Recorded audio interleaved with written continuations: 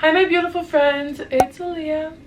Today I am finally back and I'm going to be doing yet again a story time video. I am back with yet again a scary one because you guys seem to really like traumatizing things. I don't blame you though. I get it. I would love to listen to my stories, like, because they're really crazy. I'm going to be talking about how I was basically taken against my will twice in 1 week. Like, I don't know how to explain this. You know, you're gonna have to hear the story and take it for what you will. This is how I perceive the situation. You guys could totally perceive it a different way. Correct me if I'm wrong. But anyway, like I said, my name is Leah and this is the life of Leah. Alright, I'm gonna do this story reversed.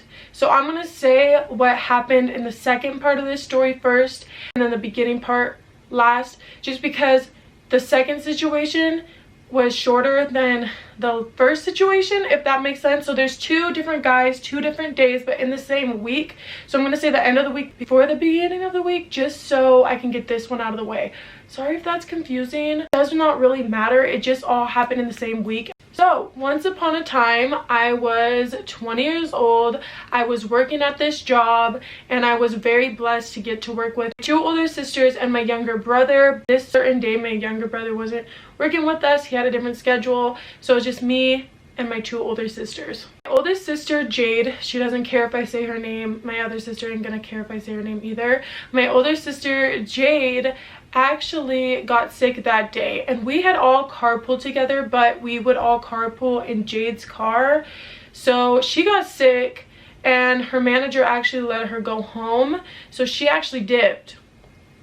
None of us were upset because we totally understood, like, if you're feeling sick, go home, sis, but please make sure that someone is there to come pick us up after our shift because you are taking the car, you know what I mean? So she had made sure that my mom was going to pick us up, and if my mom couldn't pick us up, then she said that she would come pick us up. So we were like, yeah, go ahead, go home. She had ended up going home. It became end of shift for me and my sister, so we had clocked out. So we're just waiting in the break room and we noticed that our mom wasn't there and Jade also was not there. But my sister Sarah decided to call Jade and was like, hey Jade, like, where are you? No one came for us. What's going on? I guess my mom was out of town and Jade said that she felt way too sick. She couldn't even get in the car to drive. While we're on the phone with her, the phone was on speaker because we're both communicating, and while we were communicating, there was this guy and he had came up to us. He's all like, oh, is that Jade on the phone? And we're like, yeah, that's Jade. And he's like, hey, you know what? I know Jade. I actually live in the house behind you guys. Me and Jade have already hung out before. I can take you guys home, no problem, don't worry. So basically he was eavesdropping over our conversation, which should have been kind of like weird to begin with, but we didn't take it that way. So on the phone with Jade, we're like, hey Jade, do you know, I need to give him a fake name. I'm gonna name him Red. My sweater's red, his car was red. So we're like, hey Jade, do you know Red? She's like, yeah, he actually does live in the house behind us. Why don't you guys let him take you home? So me and my sister, our feet hurt. We were standing up 10 hours, our feet hurt. So we were like, screw it, whatever. So the beginning of this week, something traumatic had happened to me. So I was very apprehensive in getting in a man's car. Already pretty shaky just from what had happened previously that week, which we'll get into. So eager to get home and probably turn on The Bachelor. I don't even know, but I was just eager to get home. I wanted, you know, a snack.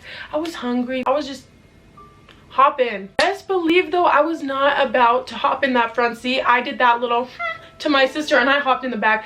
My sister got in his car and he starts to pull out of our work site. So he is driving. I've been on my phone all day, so I'm just checking my text messages, my calls. Probably about 5 minutes goes by. Let me just say that this job was very close to our house. It was only an 8-minute drive tops. Like, I could get there in 8 minutes. 45 minutes into the car ride, I look up and I notice that he is not going towards our neighborhood. He said he knew exactly where we live, that he passed by our street every day to get to his house. He knew where we were at, and the fact that he was going completely the opposite direction of where we lived, he legit lived in the house behind us, was just very odd. I mean, you know where you live. Like, how do you not know how to get home from a job that you've been working at for years? How do you not know how to get home?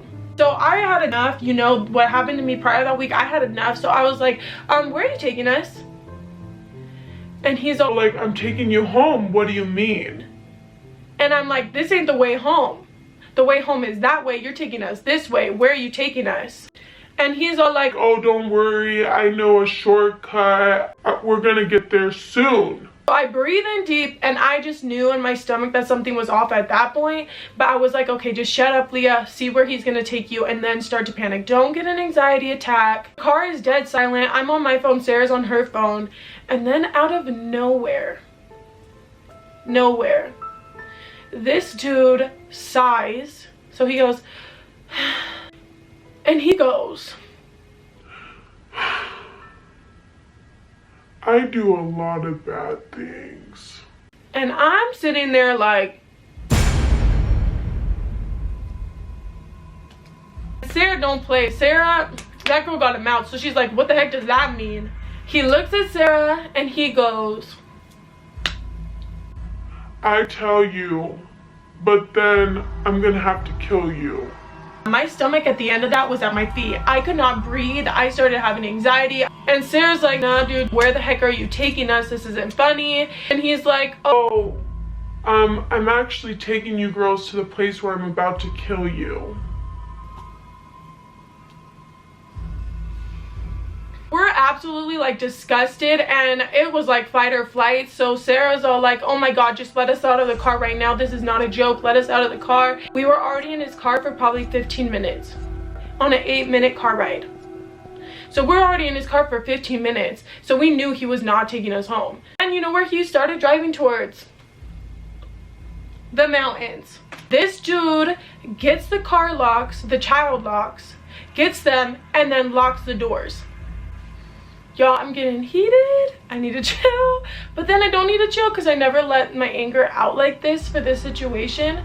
But now that I think about it, it is truly so messed up what he did, because we were young. I was only 20. I think my sister was 21. We're young. We're just young girls, and this dude was an adult. He was definitely more so to 30 than he was to 20. I'll tell you that right now. So after he clicks the car to make sure that we know that we're locked in and he does not stop to pull over, Sarah pulls out her phone and she's like, oh, you think that I'm not going to call my family to tell them? Let us out of your car right now. And this is what he replied back to her.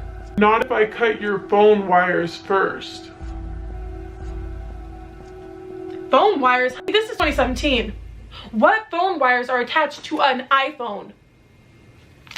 This dude thought he was like in a horror film. He thought he was a screamer or something. I don't know what he thought he was. He probably wanted to be the star of his own horror film and thought that was going to be like the coolest line he ever said. He basically meant like, you can go ahead, but I'm going to take your phone first. Something like that. So honestly, I had enough that week. On my phone, I looked up where we lived. I got the address, put it in front of his face, and I said, this is where we live and this is where you're taking us. And surprisingly, he listened and he actually did take us home. That 8-minute car ride probably took about 25 minutes. So me and my sister got home, and of course we're shooken up. We're like, what the heck just happened? Thank God we got home. But we're just looking at each other like, what do we do? Like, what just happened? Should we tell someone? So we called up my mom and we had told her what had happened. Of course, you know, she's gonna tell my dad. She told my dad, and let's just say my dad handled the rest. And that's the end of the story. My dad scared this dude so bad. He literally went apologizing to my older sister, my brother-in-law. Like, he apologized to everyone. He didn't ever apologize to us, because my dad said if he came near us, tried to contact us, that he was going to call the police on him. This dude told my dad that he was just joking. He would never harm anybody. But you don't joke about killing someone. If you were joking, then you'd state that it was a joke when you saw that we were scared. And if you were joking, you would let us out of your car when we asked to let you out. You don't ever hold anybody hostage. If someone wants out of your car, pull over and let them out. So while I'm editing this video, I realized this one was getting pretty long, so I'm actually going to be saying the next part in a part 2 video coming up on my channel this week, so keep a lookout. If you guys want more story times from me, let me know down below. Definitely I'm gonna have to think of some funny things that had happened to me just to lighten the mood, as always. But like always, stay safe, stay positive, and I will be seeing you guys in my next one. Bye guys.